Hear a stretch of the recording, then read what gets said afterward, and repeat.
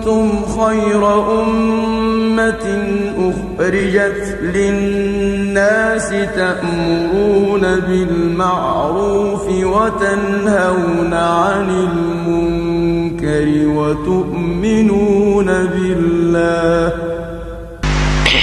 برادران اسلام، نبی صلی اللہ علیہ وسلم نے فرمایا اذا كانت اول لیلۃ من رمضان صفدت الشیاطین ومردت الجن فلا يصلون الى ما كانوا يصلون في غیرہ، کہ جب رمضان کی پہلی ہی رات ہوتی ہے تو جتنے بڑے بڑے شیاطین ہیں اور بدماش جنات ہیں ان سب کو زنجیریں ڈال دی جاتی ہیں، تو پھر ان کی رسائی ان چیزوں تک نہیں ہوتی جن تک رمضان کے علاوہ اوقات میں ہوتی ہے.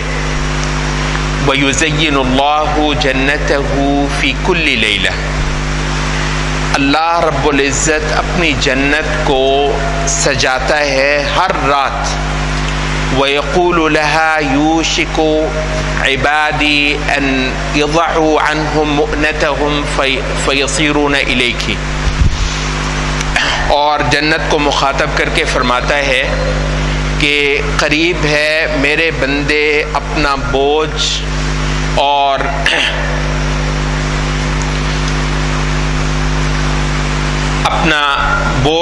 اپنی ذمہ داریاں ختم کر کے تجھ میں آ جائیں.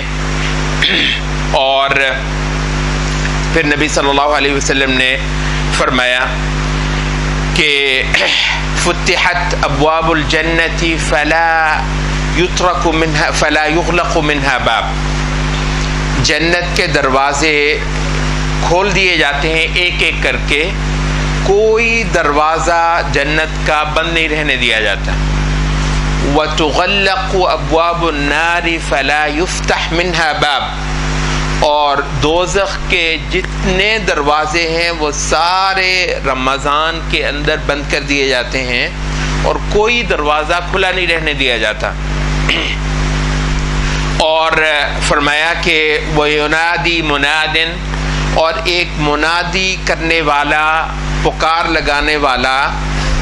لگانا شروع کر دیتا ہے، یا باغی الخیر اقبل، اے وہ شخص جو بھلائی کا متلاشی ہے، جو بھلائی کرنے کا خواہش مند ہے، یہ تیرا وقت ہے، آگے بڑھ. وَيَا بَاغِيَ الشَّرِّ اقصر، اور اے شر کے متلاشی، برائی کرنے والے شخص جو برائی کرنا چاہتا ہے، تو شرم کر، تو پیچھے ہٹ. یہ مبارک ساتیں بھائیوں بالکل آیا چاہتی ہیں. یہ اللہ رب العزت کی طرف سے جو ہمیں ایک رغبت دلائی جاتی ہے، اس پر یہ حدیث جو آپ کے سامنے میں نے پڑھی ہے، یا یہ ہے کہ کئی ساری احادیث کا مجموعہ ہے، یہ چیز اللہ رب العزت کی طرف سے ہمیں شوق دلانے کے لیے ہے. دیکھو، جنت میں تو انسانوں نے فی الحقیقت اسی وقت جانا ہے جب فیصلے ہونے ہیں، قیامت کے روز، قیامت کو حساب کتاب ہونے ہیں. اس کے بعد اہل ایمان نے نبی صلی اللہ علیہ وسلم کے جلوں میں آپ کے ساتھ شامل ہو کر تو جو قسمت والا ہوا وہ جنت میں جانے والا ہے.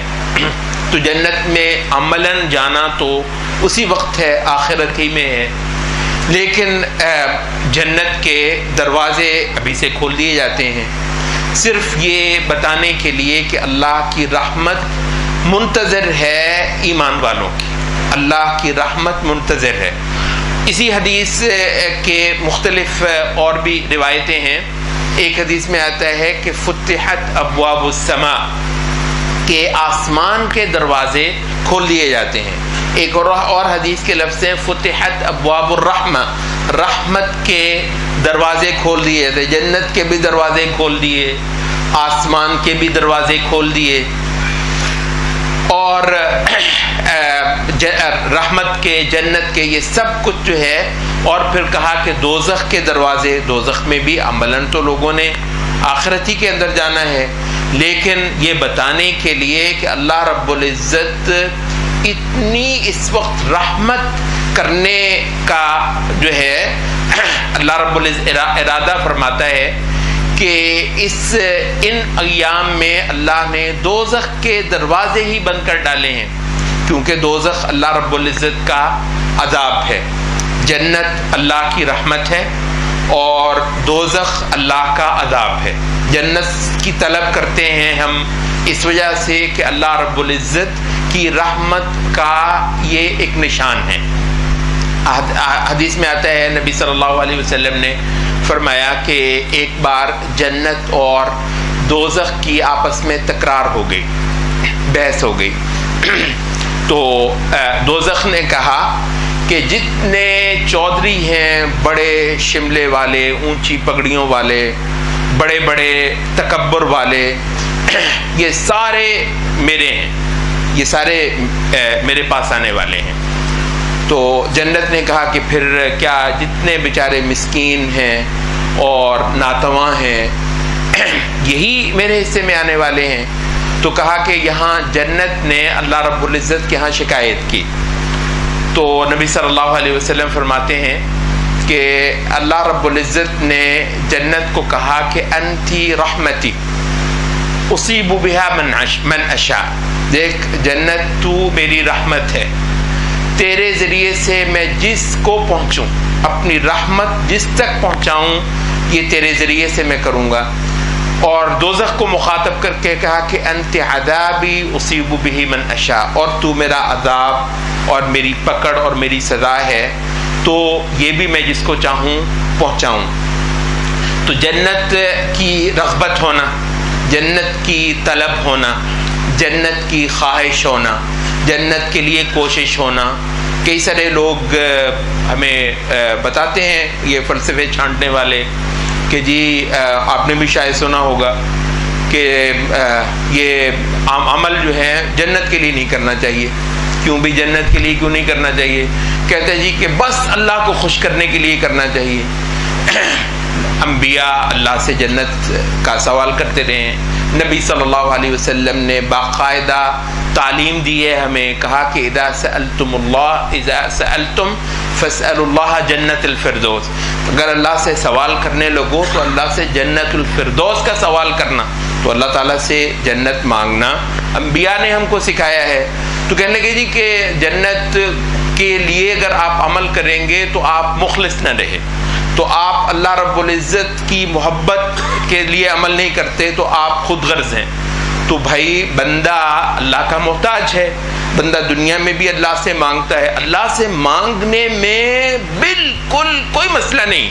دنیا کے اندر بھی اللہ سے لے کے کھاتے ہیں، اللہ سے لے کر کھانا، اللہ کا رزق کھانا، اس میں کوئی کمتری کی بات نہیں ہے، کوئی شرم کی بات نہیں. دنیا میں اللہ کا منگتا، دنیا میں اللہ کا محتاج، دنیا میں اللہ کا سوالی ہونا، یہ فخر کی بات ہے. اللہ رب العزت وہ ہستی ہے جس سے مانگا جاتا ہے. تو دنیا کی بھی جو ضرورتیں ہیں وہ ہم اللہ رب العزت سے مانگتے ہیں، اور آخرت کی بھی جو بندہ ہے، کبھی نہیں ہو سکتا کہ بندہ ضرورت مند نہ ہو. بندہ جس چیز کا نام ہے وہ ہے ہی ضرورت مند. بندے کے اپنے پاس کچھ نہیں ہے. یہ جس کو تم دیکھتے ہو نا کہ یہ کروڑوں پتی، اربوں پتی، کھربوں پتی ہے، تو وہ بھی ضرورتوں کا مجموعہ ہے، وہ بھی ضرورت مند ہے. وہ سارے کروڑوں اربوں اللہ نے اس کو دیے ہیں، اور جس وقت چاہتا ہے اللہ اسے لے لیتا ہے. اور اپنی صحت کے لیے بھی، اپنی عافیت کے لیے بھی، اپنی سانس لینے کے لیے بھی ہر بندہ اللہ کا سوالی ہے. يَسْأَلُهُ مَنْ فِي السَّمَاوَاتِ وَالْأَرْضِ كُلَّ يَوْمٍ هُوَ فِي شَأْنٍ. جو مخلوقات ہیں آسمانوں کے اندر اور زمین کے اندر، سب کے سب اللہ کے آگے ہاتھ پھیلاتے ہیں. تو اور اللہ رب العزت جو ہے وہ ہر روز نئی شان میں ہوتا ہے. تو اللہ فیصلے کرتا ہے، کسی کو اوپر لے جاتا ہے، کسی کو پٹخ دیتا ہے، کسی کو عزت دیتا ہے، کسی کو ذلت دیتا ہے، کسی کو شفا دیتا ہے، کسی کو بیماری دیتا ہے. تو یہ اللہ رب العزت کی رحمت کی طرف کو بھائیو رغبت ہو جانا، اللہ کے عذاب سے بھاگنا، ڈرنا اللہ کے عذاب سے. تو وہ جو فلسفے چاڑنے والے ہوئے بھی کہ جی دوزخ کے خوف سے عمل نہیں کرنا. کیوں بھائی؟ انبیاء نے ہمیں جو سکھایا ہے وہ کیا ہے کہ اللہ کی پکڑ سے ڈرو. ذالک یخوف اللہ بہ عبادہ یا عبادی فاتقون. اللہ تعالیٰ نے دوزخ کا لہم من فوقہم ظلل من النار ومن تحتہم ظلل، یہ سورۃ زمر میں بیان فرمایا کہ لہم من فوقہم ظلل من النار، اوپر سے بھی دوزخ کے آگ کے سائبان جو اللہ کے ہاں پکڑے گئے، اوپر سے بھی آگ کے سائبان. لہم من فوقہم ظلل من النار ومن تحتہم ظلل، نیچے سے بھی آگ کے بچھونے. ذالک یخوف اللہ بعبادہ، یہ وہ چیز ہے جس سے اللہ اپنے بندوں کو ڈراتا ہے. یا عبادی فاتقون، اس لیے بندو، میرے بندو مجھ سے بچ جاؤ، مجھ سے ڈر جاؤ، میری پکڑ سے بچ جاؤ. تو یہ جو عمل ہے، یہ جو ہم عمل کرتے ہیں، ہم نے متعدد بار اس ایک چیز کو واضح کرنے کی کوشش کی ہے کہ عمل کی صحیح کیفیت جان لینا، عمل کی وہ صحیح وہ جو حقیقت ہے اس کو پا لینا کہ وہ چیز جو اللہ کے ہاں قبول ہوتی ہے.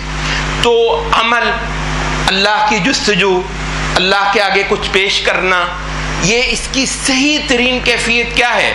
یہ کیونکہ انشاءاللہ العزیز سیزن آ رہا ہے نیکیاں کرنے کا، دوزخ سے، دوزخیوں سے اپنا نام نکلوانے کا. یہی جو حدیث رمضان سے متعلق آتی ہیں اس کے بارے میں نبی صلی اللہ علیہ وسلم نے ایک اور بات بتائی ہے، وَلِلَّهِ عُتَقَاءُ مِنَ النَّارِ وَذَلِكَ فِي كُلِّ لَيْلَةٍ. ہر رات اللہ بہت سارے اپنے بندوں کے نام دوزخ کے کھاتوں سے نکالتا ہے. اس نے دوزخ میں نہیں جانا، اس نے دوزخ میں نہیں جانا، اس نے دوزخ میں نہیں جانا. تو بے شمار ہر رات فرمایا وَذَلِكَ فِي كُلِّ لَيْلَةٍ، ہر رات دوزخ سے نکلنے والے لوگوں کے پروانے جاری ہوتے ہیں، بھئی یہ دوزخ سے بچ گیا. تو یہ اچھا نبی صلی اللہ علیہ وسلم نے فرمایا کہ وَيُوَفَّى أَجْرَهُمْ فی آخری لیلہ، اور جو آخری رات ہوتی ہے اس میں ہر ایک کو اس کا پورا اجر اس کے اکاؤنٹ میں منتقل کر دیا جاتا ہے. تو صحابہ نے کہا اہی لیلۃ القدر یا رسول اللہ، اے اللہ کے رسول کیا وہ اس لیے کہ وہ لیلۃ القدر ہوتی ہے؟ نہیں، فرمایا کہ العامل اذا وفى عمله یوفى اجرہ، نہیں بلکہ یہ ہے کہ مزدور جب اپنا کام مکمل کرتا ہے تو کام مکمل ہوتے ہی اس کو اجرت دے دی جاتی ہے. تو یہ وجہ ہے کہ ہم آخری رات جو ہے وہ مالا مال ہوتے ہیں. تو عمل کی جو اصل حقیقت ہے وہ کیا ہے؟ عمل کی جو صحیح حقیقت ہے وہ ہے خوفاً و طمعاً. عمل ہے، دعا ہے، اللہ کو پکارنا ہے، اللہ کے آگے کچھ پیش کرنا ہے. والذین یؤتون ما آتوا وقلوبهم وجلة انہم الی ربہم راجعون، اللہ کے آگے پیش کرتے ہیں، ان کے دل ڈرے ہوئے ہوتے ہیں، سہمے ہوئے اللہ کے آگے، سہم کر ڈر کر اللہ کے آگے عمل کو پیش کرنا اپنی بچت کے لیے، اپنے آپ کو بچانے کے لیے. تو کیا ہے پھر عمل؟ کیا ہے عمل؟ یہ ہے کہ اللہ کی جنت کو لینا ہے. اللہ جنت ہے اللہ کی رضا، جنت ہے اللہ کی رحمت. تو یہ وجہ ہے کہ انبیاء نے جنت کے لیے اللہ کے آگے دامن پھیلایا. یہ وجہ نہیں ہے کہ جنت وہ ٹھیک ہے بچوں کو ہم سناتے ہیں جنت ہے، اس میں انگور ہونے ہیں، سیب ہونے ہیں، مالٹے ہونے ہیں، وہ کھجوریں ہونی ہیں، اتنا ہونا. بچہ جو ہے وہ کھانے پینے کی چیزوں کے حوالے سے جنت کو جانتا ہے. البتہ جب آپ بڑے ہو جاتے ہیں تو آپ کو کیا بتایا جاتا ہے؟ جنت کو نبی صلی اللہ علیہ وسلم فرماتے ہیں کہ اللہ نے مخاطب کر کے کہا انت رحمتی اصیب بہا من اشاء، جنت تو میری رحمت ہے. تو انبیاء نے دامن پھیلایا جنت کے لیے. یہ جو ہم نمازیں پڑھتے ہیں اور انشاءاللہ یہ جو پورا مہینہ روزے رکھیں گے اور پھر جو دوسرے عمل کرتے ہیں سب کے سب کرتے ہیں، اور یہ کرتے کیوں ہیں؟ اللہ سے جنت لینی ہے، جنت لینی ہے۔ جنت کیوں لینی ہے؟ انت رحمتی اصیب بہا من نشاء، جنت تو میری رحمت ہے۔ تو ٹھیک ہے، بچوں کے لیے جنت کیا ہے؟ جنت میں جی وہ مالٹے کیلے انگور ہوتے ہیں، وہ اتنا کھانے پینے کا ہوتا ہے، ٹھیک ہے، بچوں کے لیے جنت کا تعارف وہی ہے۔ اور البتہ بڑے ہو گئے تو اس میں تعارف کیا ہے کہ جنت میرے رب کی رحمت کی پہچان ہے، رحمت کی علامت ہے، جنت رمز ہے اللہ کی رحمت کی۔ جنت کیا ہے؟ جنت جو ہے وہ کہتے ہیں کہ یہ اللہ کی مستقل مجاورت ہے۔ مجاور ہوتا ہے نا کسی کے پاس جا کر بیٹھنے والا، کسی کے پاس جا بسنے والا، وہاں پر بیٹھنے والا۔ تو کائنات میں جو مخلوقات ہیں اللہ کی محبت اور اللہ کی طلب کرنے والی ہیں۔ تو بھئی اللہ کے پاس جن کو اللہ باریاب کر دے، جن کو اللہ قبول کر دے، ان لوگوں نے مستقل بنیادوں پر اللہ کے پاس جا کر بس جانا ہے، اللہ کے پاس رہنا ہے اور اللہ سے کی قربت پانی ہے۔ اچھا، اللہ کے پاس جا کر جو ٹھہرے، وہ دنیا میں بادشاہوں کے پاس آپ نے دیکھا ہوگا کوئی ایسا خوش قسمت ہوتا ہے کہ وہ بادشاہ اس کو اپنے پاس ٹھہراتا ہے۔ ظاہر ہے دنیا کے بادشاہ ہی کریں گے 2 دن 4 دن 6 دن، تو بادشاہ کا مہمان خانہ ہوتا ہے، ٹھیک ہے۔ بادشاہ کے ساتھ ملاقات کے بھی کچھ ٹائم ہوتے ہیں کہ جی اس میں دربار لگنا ہے، دربار میں اس نے پیش ہونا ہے۔ البتہ ظاہر ہے کہ جتنے دن اس نے وہاں پر رہنا ہے، وہاں بادشاہ کی ضیافت ہوتی ہے، بادشاہ کا مہمان خانہ ہوتا ہے۔ اچھا، بادشاہ کے نوکر چاکر وہ سارے اس کا اکرام کرنے میں لگے ہوتے ہیں۔ اس کے اپنے گھر میں چاہے روٹی بھی نہ پکتی ہو، وہ ایک الگ کہانی ہے۔ اب یہ بادشاہ کے پاس آ کر ٹھہرا ہوا ہے، بادشاہ کے پاس آ کر ٹھہرا، بادشاہ کا مہمان خانہ، بادشاہ کا مہمان اور بادشاہ کی ضیافت، بادشاہ کے نوکر چاکر، یہاں اگر اس کو کوئی کمی رہ گئی تو یہ بادشاہ کی شان کے منافی ہے۔ گھر میں نہیں کھاتا تھا تو اس کا اپنا مسئلہ تھا، بادشاہ کے پاس ٹھہرا ہے تو بھائی یہاں تو سٹینڈرڈ چلتے ہیں، اور جتنا بڑا بادشاہ ہو اتنا زبردست اس کا اکرام ہوگا، اتنے اس کے زبردست سٹینڈرڈ ہوں گے، اونچے سٹینڈرڈز کے مطابق۔ یہ غریب بیچارہ یہ مزے کر رہا ہے، ٹھاٹ کر رہا ہے۔ اچھا، یہاں ہے کہ کچھ لوگوں کو اللہ کی بارگاہ میں جو ہے وہ قبولیت مل جانی ہے، اللہ کی مجاورت مل گئی، اللہ کے پاس جا کر مستقل پکا بادشاہ کے پاس اب یہ جا کر ٹھہر گیا، بادشاہ کے ساتھ ملاقاتیں ہونی ہیں۔ حدیث میں آتا ہے نبی صلی اللہ علیہ وسلم نے فرمایا کہ یہ مفہوم ہے حدیث کا، یہ جو جمعے میں تم آتے ہو، فرمایا کہ جنت میں ہر جمعے کو عین اسی طریقے سے اللہ کے ساتھ ملاقات ہونی ہے، اور کہا کہ جتنا کوئی آگے جگہ پاتا ہے جمعے کے روز، ظاہر ہے پہلے آئے گا تو ہی آگے جگہ پائے گا، نبی صلی اللہ علیہ وسلم نے فرمایا کہ جتنا کوئی جمعے میں آگے جگہ پاتا ہے اتنا ہی وہ جو مجلس ہوا کرے گی جمعے کے روز اللہ مالک الملک کے ساتھ، اتنا ہی اس کو آگے کی نشستیں ملیں گی۔ تو یہ وجہ ہے کہ صحابہ زور لگا دیا کرتے تھے آگے جگہ پانے کے لیے، مزہ آ جائے گا اللہ کے ساتھ مجلس اور آگے کسی کو نشست ملے گی، بھی تو آگے بیٹھا کر، تو لوگ اللہ رب العزت کے ساتھ نشست کیا کریں گے، بہت لطف ہوگا۔ کہتے ہیں نبی صلی اللہ علیہ وسلم فرماتے ہیں کہ یہ جو اللہ کے ساتھ ملاقات، اصل جنت تو یہ ہے کہ جنت میں اللہ سے ملاقاتیں ہونی ہیں، اصل جنت کا سب سے بڑا لطف، اور یہ خود نبی صلی اللہ علیہ وسلم نے فرمایا۔ اب وہی بات ہے نا کہ جنت کا ایک تعارف وہ ہے جو بچوں کو ہوتا ہے، وہ کہتا ہے جنت تو ہوتی کھانے پینے کے لیے، ٹھیک ہے، کھانے پینے کے لیے ضرور ہوتی ہے۔ نبی صلی اللہ علیہ وسلم نے فرمایا کہ جنت میں جنتی چلے جائیں گے، وہاں وہ ان کو جو ٹھاٹ مزے آسائشیں تعیشات ایک سے ایک بڑھ کر ان کو سب کچھ مل گیا، اور اس کے بعد اللہ رب العزت ان سے پوچھتا ہے کہ بھئی سناؤ کیسی لگی جنت؟ یا اللہ مزے آ گئے۔ تو کوئی اور چیز، یا اللہ کو اور چیز تو ہمارے ذہن تک میں بھی نہیں ہے کوئی ایسی چیز، تو کچھ اور کہنا، اللہ کچھ نہیں۔ اللہ نے کہتا ہے کہ ایک اور چیز رہ گئی، جی اللہ وہ کیا ہے؟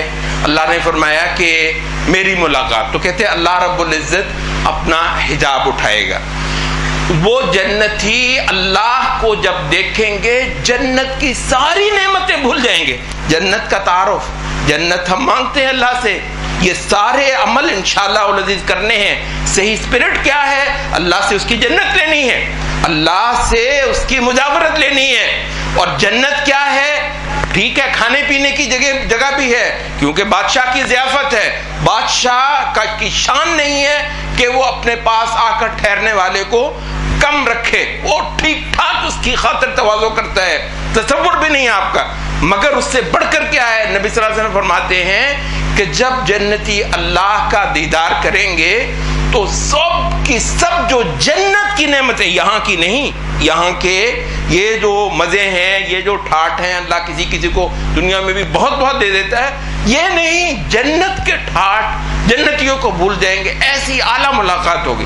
اور فرمایا کہ یہ ہر جمعے کو ہوا کرے گی. اور فرمایا کہ جمعے کو اللہ کے ساتھ نشست ہوگی، وہ کتنی لمبی ہوگی، کتنی مزیدار ہوگی، یہ تو اللہ ہی جانتا ہے. واپس آئیں گے تو نبی صلی اللہ علیہ وسلم فرماتے ہیں کہ راستے میں ایک بازار لگا ہوگا. اب دیکھو جنت کا بازار بھی کیسا ہے. یہ جنت کا بازار کوئی ایسا تو ہے نہیں کہ وہاں پر پھل رکھے ہوئے ہیں اور کہ وہ تو آپ کو ویسے ہی دستیاب ہیں، وہ تو آپ کو وہاں کے جو ملازم ہیں وہ آپ کو وہاں پر پیش کرتے ہیں، تو وہ تو آپ خریدنے کے لیے جنت میں مارکیٹ میں نہیں جاتے. نبی صلی اللہ علیہ وسلم فرماتے ہیں کہ بازار لگا ہے اور وہاں صورتیں ہیں، صورتیں، شکلیں. ہر بار وہ بندہ جو شکل صورت چاہے اختیار کر لے. جی میری شکل یوں ہونی چاہیے، لے لو. جنت جو مزے، جو کوئی خواہش ہو سکتی ہے، جو کوئی تصور ہو سکتا ہے. آپ نے بھی کئی بار دیکھا ہوگا یار اگر تھوڑا سا ایسے ہو، چلو اس ہفتے ایسے ہو جاؤ، اگر میں ایسا لگوں کر لو. یہ عورتیں جو ہے بیچاری، یہ آپ نے دیکھا ہوگا میک اپ کرنے میں لگی ہوتی ہیں، کبھی وہ رنگ، کبھی اس رنگ کے، وہ جو ہے نا وہ لینس لگا کے، وہ آنکھوں کا رنگ ان کو اچھا لگتا ہے کہ آج نیلی آنکھیں وہ ہو جائیں، وہ ہر چیز کا وہ رکھا ہوا ہوتا ہے اسی رنگ کی. پھر انہوں نے وہ جوتا بھی، کپڑا بھی، پرس بھی اسی رنگ. یہ تھوڑا سا ہوتا ہے یہ تنوع، میں ایسے ہی لگوں، میں ایسے لگوں. عورتوں کی شاید خواہش زیادہ ہوگی. اللہ نے جنت عورتوں کے لیے بھی رکھی ہے، مردوں کے لیے بھی رکھی ہے. نبی صلی اللہ علیہ وسلم فرماتے ہیں کہ اللہ رب العزت ان کو اس بازار میں یہ نعمت عطا فرمائے گا کہ وہ جو صورت ان کو پسند آئے وہ صورت اختیار کر لیں. اور کہتے ہیں کہ وہ صورت اختیار کر کے اس بازار سے لے کر تو وہ اپنے گھروں میں جائیں گے. گھر والے جو ہیں وہ کہیں گے واہ سبحان اللہ، اتنے خوبصورت ہو گئے، پہچانے نہیں جا رہے. اور نبی صلی اللہ علیہ وسلم فرماتے ہیں کہ ان کے جو گھر والے ہیں وہ اس سے پہلے سے زیادہ خوبصورت. ہر جمعے حسن بڑھ گئے، سبحان اللہ. ہر جمعے زیادہ حسین، اور سے اور بڑھ کر حسین. کیوں بھائی؟ کس وجہ سے کہ یہاں ہر جمعے کو آتے ہیں، ایمان بڑھاتے ہیں، ہر جمعے کو آتے ہیں، پھر تازہ ہوتا ہے اللہ سے کی محبت، اللہ کی وفاداری، اللہ کی عبادت، اللہ سے تعلق. نیا ہوتا ہے نہیں ہوتا ہے؟ ہر بار نیا ہوتا ہے. تو بھئی کیوں ایسا نہ ہو کہ جنت میں ہر بار نیا حسن ہو، جنت میں ہر بار جو ہے وہ نیا رنگ ہو، اعلیٰ سے اعلیٰ رنگ، کبھی ختم ہی نہیں ہونے والے، ہمیشہ ہمیشہ کے لیے یہ سلسلہ جو ہے وہ چلتا جا رہا ہے. تو یہ ہے. تو جنت کیا ہے بھائیو؟ جنت خدا کی جنت کی سب سے بڑی نعمت کیا ہے؟ سب سے بڑی نعمت جنت میں خدا کی ملاقات. جنت میں سب سے بڑی نعمت خدا کی قربت.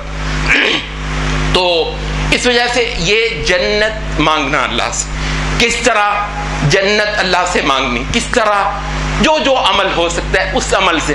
تو عمل کی یہ جو کیفیت ہے نا، اس عمل کے ذریعے سے اللہ سے اس کی آخرت مانگنا. دیکھو یہ ہمارے بہت سارے اعمال جو ہم کرتے ہیں ان کے اندر کوئی چاہت، رغبت، طلب، جستجو ہوتی نہیں ہے. وہ ایک دیکھی دکھائی ایک چیز ہے، دیکھا دیکھی سے ہے، ہمیشہ سے کرتے ہیں. رمضان آنا ہے، وہ آنکھیں ملتے ہوئے اٹھنا ہے، وہ گھر والوں نے اٹھانا ہے، سحری کی ہے تو روزہ رکھ لیا ہے، دن میں شاید پتہ بھی نہیں چلا ہے، اور شام کو اذان ہونی ہے تو روزہ کھول لینا ہے.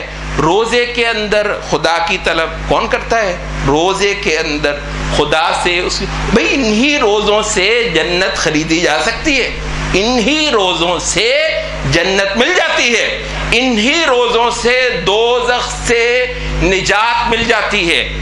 اس عمل تو اصل چیز آپ کو یہ بتانا مقصود ہے کہ یہ عمل کتنا عظیم ہے، یہ عمل کتنا زبردست ہے. بھائی کوئی ایام محدود، چند دنوں کے روزے. آپ دیکھیے گا رمضان شروع ہوتا ہے اور پھر ختم ہونے کا پتہ چلے، ایسے دن گزرتے ہیں پتہ ہی نہیں چلتا. اسی کے اندر جنت بن گئی آپ کی، اسی کے اندر دوزخ سے آپ کو چھٹکارا مل گیا، خدا مل گیا آپ کو. وہ جو کوئی مقصد ہو سکتا تھا ایک ہمیشہ کی زندگی میں وہ حاصل ہو گیا. قربان جائیں شریعت والے پر، قربان جائیں اس نبی پر جو یہ شریعت ہمارے لیے لے کر آیا. اتنا مشکل نہیں ہے جنت کو پانا، اتنا زیادہ دشوار کہ جی ہو ہی نہ سکے. پتہ نہیں بہت بڑے بڑے اولیاء وہ جو راتوں کو ہمیشہ پوری راتیں تہجد پڑھتے ہیں اور پتہ نہیں کیا کیا چلے کرتے ہیں، تو جنت ان کے لیے نہیں. بھائی جنت ہمارے لیے بھی ہے، جنت ہم سب کے لیے ہے، مردوں کے لیے، عورتوں کے لیے، کسانوں کے لیے، مزدوروں کے لیے. وہ جو چائے پہ کھوکھا لگاتا ہے جنت اس کے لیے بھی ہے. یہ نبی صلی اللہ علیہ وسلم آپ کے ذریعے سے یہ بے حد و حساب خیرات زمین پر بانٹی گئی ہے. لینی ہے اللہ سے، مانگنی، اس کو اٹھانا ہے. تو روزے تو انشاءاللہ ہم نے رکھنے ہیں اور بے شمار خلقت رکھتی ہے، وہ ساتھ کے گاؤں والے بھی رکھتے ہوں گے، ادھر والے بھی رکھتے ہوں گے. جو چیز ہمیں سمجھنی ہے وہ یہ ہے کہ اس عمل کی روح کیا ہے، اس عمل کی اسپرٹ کیا ہے، اس عمل کے اندر اصل میں ہم اللہ سے لیتے کیا ہیں. تو روزہ جو ہے، روزے کی عبادت، یہ چند دنوں کے روزے دراصل اللہ سے اس کی جنت لینے کے لیے ہے، اور اللہ رب العزت کی جو پکڑ ہے اور اس کا جو عذاب ہے اس سے چھٹکارا حاصل کرنے کے لیے اللہ رب العزت نے یہ ایک کورس جو ہے وہ ہمارے لیے رکھا ہوا ہے. یہ روزہ جو ہے یہ ایک قدیم عبادت ہے. روزہ ایک قدیم عبادت ہے. پچھلی بار بھی شاید ہم نے یہ بات ذکر کی تھی کہ عبادت کی بعض صورتیں ایسی ہیں جو اللہ نے ہر زمانے میں انسانوں سے طلب کی ہے. ان عبادتوں کی بہت اونچی شان ہے. ٹھیک ہے، کچھ عبادتیں ایسی ہوں گی جو اللہ نے خاص ایک امت کے لیے رکھی ہوگی، دوسرے کے لیے نہیں رکھی ہوگی، تیسری کے لیے کچھ رکھ دی، چوتھے کے لیے کچھ رکھ دی. وہ اپنی جگہ پہ. کچھ ہے کہ اللہ نے کسی انسان کو نہیں چھوڑا، اس سے یہ عبادت طلب کی. وہ عبادتیں بہت اعلیٰ شان کی ہیں. اچھا، اس کے بارے میں اللہ تعالیٰ نے ہمیں باقاعدہ فرمایا کہ کتب علیکم الصیام کما کتب علی الذین من قبلکم. تم پر ہم نے ایک خاص ڈھنگ کی عبادت جس کا نام روزہ ہے اس کو فرض کیا ہے. اچھا یہ جان لو کہ عین اسی ڈھنگ کی عبادت ہم نے تم سے پہلے جو امتیں اپنے اپنے وقت میں اللہ کی عبادت گزار رہی ہیں ان سے بھی ہم نے یہ چیز مانگی تھی.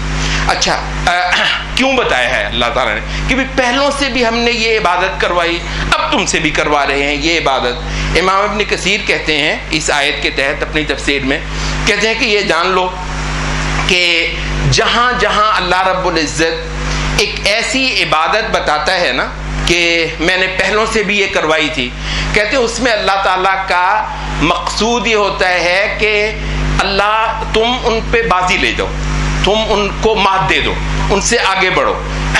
اور جو ہے وہ ولو شاء اللہ، یہ کہتے ہیں کہ دوسری آیت میں اللہ تعالیٰ نے اس نقطے کی طرف اشارہ بھی فرمایا ہے کہ ولو شاء اللہ لجعلکم امۃ واحدۃ. اللہ تعالیٰ چاہتا تو شروع سے لے کر جتنے انسان آئے آخر تک جتنے ہیں سب کو ایک ہی امت بنا دیتا ہے. ولو شاء اللہ لجعلکم امۃ واحدۃ، سب کو ایک ہی امت بنا دیتا ہے. وَلَٰكِن لِيَبْلُوَكُمْ فِي مَا آتَاكُمْ فَاسْتَبِقُوا الْخَيْرَاتِ. مگر اللہ نے دیکھنا چاہا، ٹولیاں بنا کر دیکھنا چاہا کہ ان میں سے کون سی ٹولی کس پر سبقت لے جاتی ہے، کس سے آگے بڑھ کر. تو اصل مقابلہ کیا ہے؟ دیکھو یہ جو مقابلہ ہے یہ انسانوں کے اندر اللہ نے رکھ دیا ہے. اب سگے بھائی ہوتے ہیں، سگے بھائی ہوتے ہیں، پھر بھی ایک بھائی جو ہے وہ دوسرے بھائی سے آگے بڑھ جانا چاہتا ہے. اس کا جو ہے وہ مکان اپنے بھائی سے زیادہ اچھا ہے، اس کی جو آمدن ہے، اس کی جو ملازمت ہے، اس کی جو تجارت ہے وہ اپنے بھائی سے بڑی زور لگا رہے ہوتے ہیں، آپ اپنے بھائی سے، اپنے رشتہ داروں سے، اور سب ایک دوسرے کو دیکھتے ہیں یہ اوپر ہے. تو آگے بڑھنے کا جذبہ یقینی طور پر انسانوں کے ہاں موجود ہے، اوپر بڑھیں.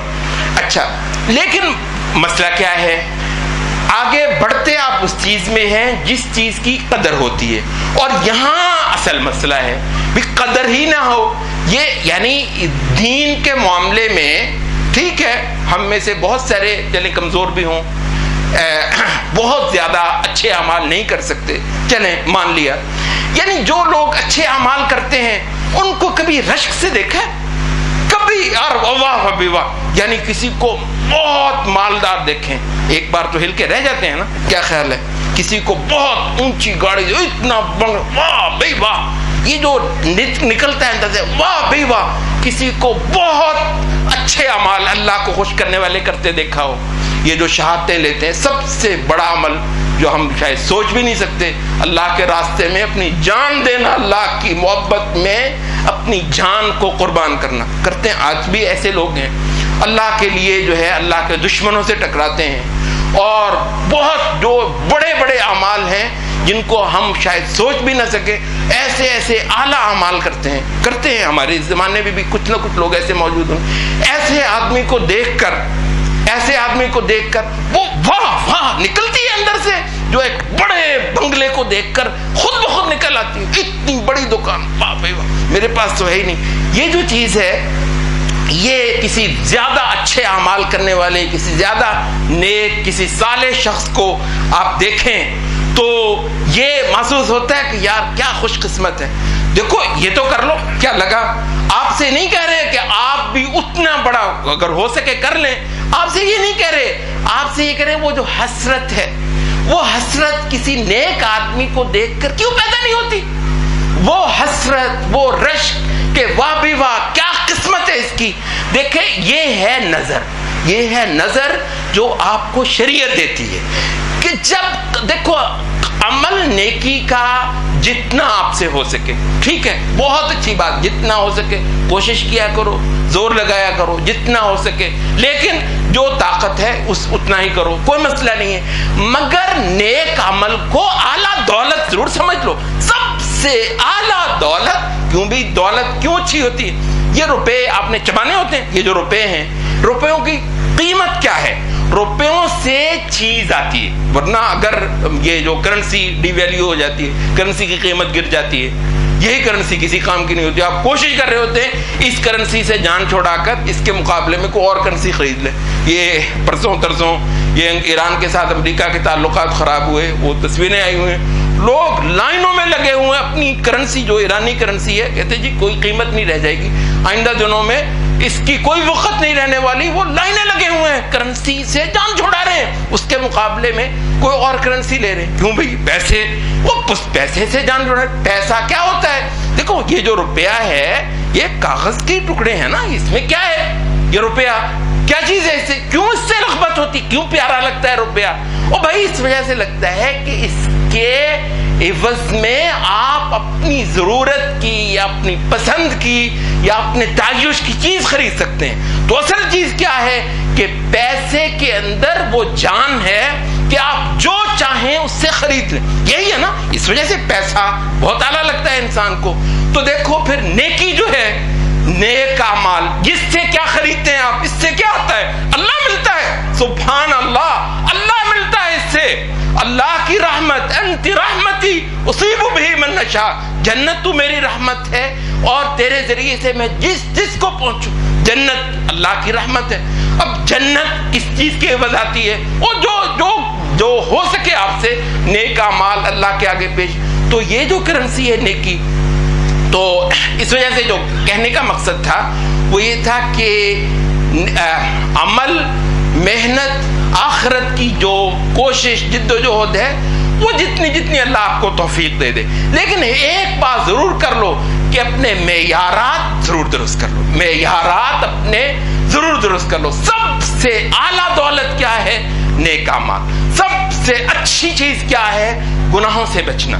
تو یہ جو چیز ہے، تو کہا کہ یہ جو دوڑ ہے نا، نیکی کی دوڑ، تو نیکی کی دوڑ خود بخود لگ جاتی ہے. دیکھو نیکی کی دوڑ اللہ کو خوش کرنے والے اعمال، رویے، اخلاق، طریقے، یہ سلیقے سب کے سب ان کے اندر دوڑ خود بخود لگ جاتی ہے. کب؟ جب اس کی ویلیو نکل آئے، جب اس کی ویلیو، اس کی کوئی قیمت، وقت، حیثیت وہ دماغوں کے اندر بیٹھی ہو تو خود بخود ہوتا ہے. روپیہ جیسے ہی آپ کو پتہ چلتا ہے کہ روپیہ کیا ہے، خود بخود آپ ہاتھ میں پیر مارنا شروع کر دیتے ہیں. خود بخود آپ جو ہے وہ ایک دوسرے سے بڑھ کر آگے جانے کی کوشش کرتے ہیں. تو امام ابن کثیر کہتے ہیں کہ وہ اعمال جن کے بارے میں ہمیں بتایا گیا کہ تم سے بھی یہ اعمال طلب کیے جا رہے ہیں، اچھا تمہیں یہ بھی بتاتے ہیں کہ تم سے پہلے لوگوں سے بھی ہم نے عین یہی عمل کروائے تھے.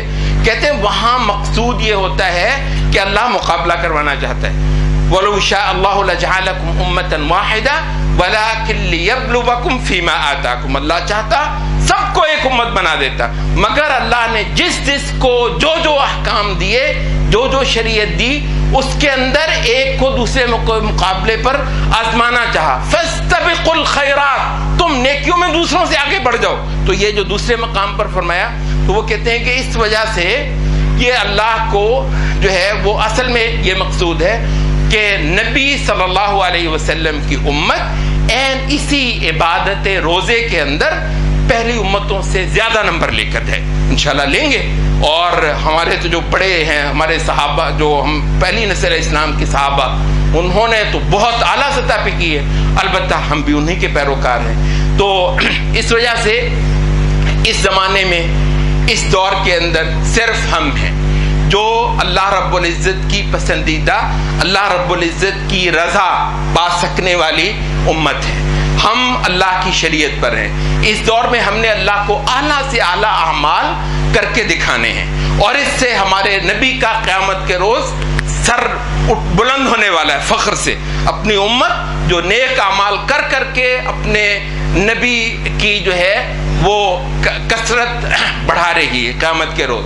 تو اچھا، تو یہ جو عبادت روزہ ہے بہت شروع سے اللہ تعالیٰ نے مختلف زمانوں میں اپنے بندوں سے یہ عبادت کروائی ہے.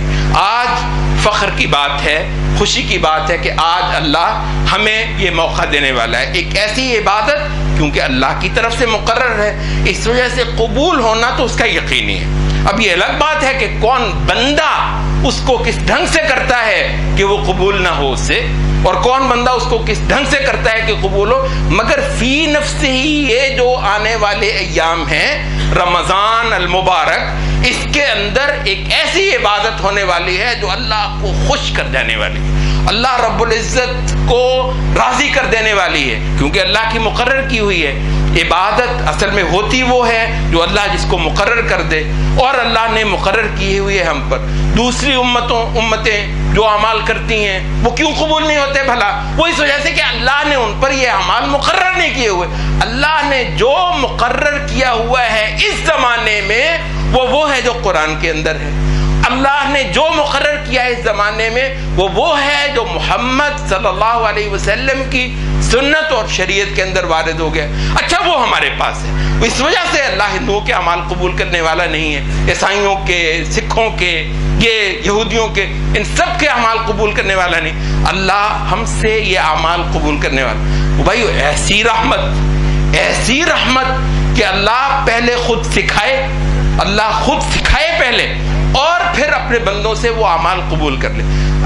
تو یہ جو عبادت کی خاص صورت ہے، یہ بھی جان لیجئے علماء نے کہا کہ اللہ نے عبادتیں رنگ رنگ کی رکھی ہیں. ورنہ یہ ہوتا کہ جی چلے ایک ہی عبادت، چلو اور زیادہ کر لو. مثلا نماز ہی رکھی ہوتی، اور کر لو تو چلیں اور زیادہ نہیں. اللہ نے کہتے ہیں کہ یہ بالکل اس طرح ہے، یہ جو نفوس ہوتے ہیں یہ مثلا کھانے ہیں. اب دیکھیں نا، کھانا جتنا بھی اعلیٰ ہو، جتنا بھی زبردست ہو، ایک کھانا ہمیشہ تو نہیں نا. تو آپ ایک کھانا کھاتے ہیں، پھر آپ کی طبیعت کرتی ہے کہ کسی اور رنگ کا، کسی اور انداز کا کھانا کھایا جائے، پھر اس سے بھی پھر کسی اور. تو اس وجہ سے کہتے ہیں کہ اللہ تعالیٰ نے عبادتوں کے اندر ایک تنوع رکھا ہے. ایک نماز کی صورت میں اللہ کو پوجتے ہیں ہم، اس میں اللہ کو خوش کر لیتے ہیں. پھر اللہ نے ایک زکوٰۃ کی صورت میں ایک عبادت رکھی، وہ ایک اور رنگ ہے. اس رنگ سے بھی جس کو اللہ نے مال دیا ہے اس سے اللہ کو وہ عبادت مطلوب ہے. اچھا یہ ایک اور رنگ میں اللہ ہی کی پوجا ہے، اللہ ہی کی پرستش ہے، تو ہم زکوٰۃ کی صورت میں اپنے مالک کی عبادت کر لیتے ہیں. پھر ایک اور رنگ سے کہا روزہ ہے تو روزے کی صورت میں عبادت کرتے ہیں. پھر ایک اور رنگ سے کہا کہ حج ہے، عمرہ ہے تو اس میں ہم کرتے ہیں. پھر کہا صدقہ اور خیرات ہے، اس میں ہم کرتے ہیں. تو یہ جیسے آپ کھانے مختلف انواع و اقسام کے کھاتے ہیں، اسی طریقے سے انواع و اقسام کی عبادت بھی اللہ کے آگے آپ پیش کرتے ہیں. اور امام ابن تیمیہ تو یہ کہتے ہیں کہ پہلی امتوں میں اعمال کا اتنا تنوع کہتے ہیں ویرائٹی، یہ طرح طرح کے مختلف طرح کے اعمال، تو عبادت اتنی زیادہ طرح کی نہیں تھی پہلی امتوں میں، بہت 2-4 قسم کے. کہتے ہیں کہ اس امت کو اللہ رب العزت نے اعمال تو دیے ہیں ہلکے پھلکے پہلے. اچھا یہ سمجھ لو پہلی امتوں کے عمل بہت بھاری تھے، اور اسی وجہ سے قرآن مجید میں باقاعدہ ہمیں سکھایا کہ ربنا لا تحمل علينا اصرا كما حملته على الذين من قبلنا ربنا ولا تحملنا ما لا طاقة لنا به. اللہ نے پہلی امتوں کو بڑے بھاری بھاری اعمال اٹھوائے، بہت بھاری بھاری اعمال اٹھائے، کمر ان کی دوری کر ہو جاتی تھی، مگر پھر بھی ان میں سے جو سچے تھے وہ اللہ کا شکر ہے وہ پھر بھی اللہ کی عبادت کر کے گئے. اچھا ہمارے یہ جو شریعت ہے اس کے اندر اعمال بہت ہلکے پھلکے رکھے، بھاری نہیں ہے، اعمال بھاری نہیں ہے. تو امام ابن تیمیہ کہتے ہیں کہ بھاری نہیں رہنے دیے، پہلی امتوں پر بھاری تھے اعمال. اچھا اب آپ دیکھیں، ابھی ہم بتائیں گے بھی، مثلا اس امت کے لیے سحری رکھی. آپ کو پتہ ہے سحری پہلی امتوں کے لیے نہیں تھی.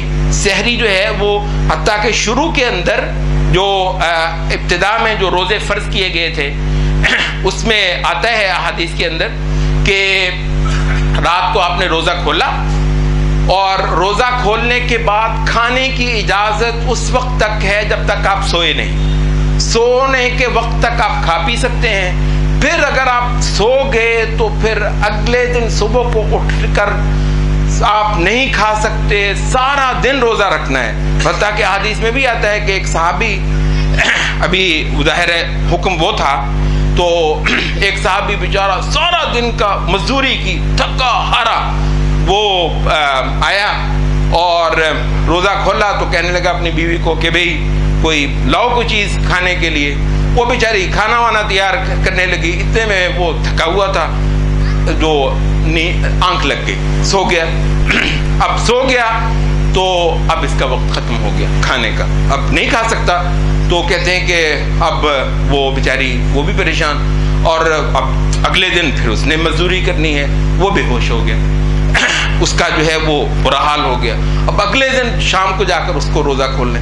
تو پہلے کیونکہ پہلی امتوں پر اعمال بھاری تھے. اچھا یہاں پر کیا ہوا کہ یہ حکم بھی بدل دیا گیا. نہ صرف یہ حکم بدل دیا گیا بلکہ سحری کو اعلیٰ ترین عمل بھی قرار دیا نبی صلی اللہ علیہ وسلم نے، اور فرمایا کہ تسحروا فإن فی السحور برکہ، سحری کیا کرو، سحری ایک برکت والا کھانا ہے. اچھا ایک حدیث میں فرمایا کہ ان اللہ وملائکتہ یصلون علی المتسحرین، یہ جو تم سحری کر رہے ہوتے، سبحان اللہ. آپ دیکھو کہتے جو سحری تم کر رہے ہوتے اللہ اور اس کے فرشتے سحری کرنے والے پر درود بھیج رہے ہوتے، سبحان اللہ. یہ کھا رہے ہیں اپنی ضرورت پوری کر رہے ہیں، مزے کر رہے ہیں، مزے کی چیزیں کھا رہے ہیں. اچھا یہ راتوں کو اٹھ کر، ابھی اس نے کیونکہ پاؤ پھٹ جانی ہے، اس کا وقت ختم ہو جانا ہے، رات کو اٹھ کر لگے ہوئے کھانے اللہ کو بڑے پیارے لگتے ہیں، بہت اچھے لگتے ہیں. تو یہ سحری کے بارے میں یہ فرمایا. اچھا ایک اور حدیث میں نبی صلی اللہ علیہ وسلم نے جو ہے وہ یہ بھی فرمایا ہے کہ یہود اور نصارہ کیونکہ سحری نہیں کرتے، اس وجہ سے یہود اور نصارہ کی مخالفت مجھے پسند ہے.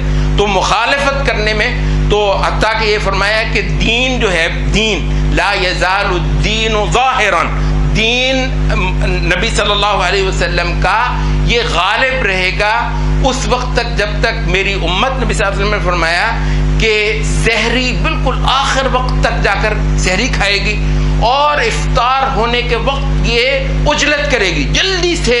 اب یہ نہیں ہے کہ وہ افطار کا وقت ہو گیا ہے آپ کہتے ٹھہر جا میں آ رہا ہوں، نہیں، رغبت دکھاؤ، رغبت اللہ کے رزق کے لیے اللہ نے ایک وقت رکھا تھا، اس کے بعد رزق کی طرف کو رغبت، یہ اللہ کو پسند ہے۔